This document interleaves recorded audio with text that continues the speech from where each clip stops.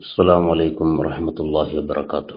الحمد لله والصلاة والسلام على أشرف رسول الله وعلى آله وأصحابه الفائزين أبي الله أما بعد.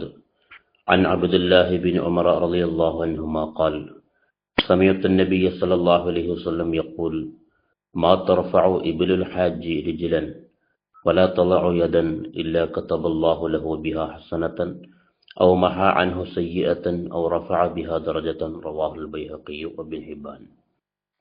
സഹാബി പ്രമുഖനായ അബ്ദുല്ലാഹി ബിൻ ഉമർ റളിയല്ലാഹു അൻഹുമ നിവേദനം ചെയ്യുകയാണ്, നബി സല്ലല്ലാഹു അലൈഹി വസല്ലമ തങ്ങൾ പറയുന്നത് ഞാൻ കേട്ടു: മാ തർഫഉ ഇബ്ലുൽ ഹാജി റിജ്ലൻ വലാ തളഉ യദൻ ഇല്ലാ കതബല്ലാഹു ലഹു ബിഹാ ഹസനതൻ.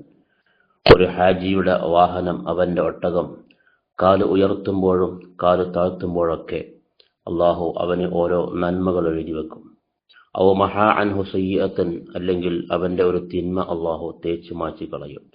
ഔ റഫഅ ബിഹാ ദറജതൻ, അല്ലെങ്കിൽ ആ കാൽപാദത്തിന് പകരം അള്ളാഹു സുബ്ഹാനഹു വ തആല അവന്റെ പരലോകത്ത് സ്ഥാനം അള്ളാഹു ഉയർത്തിക്കൊടുക്കും.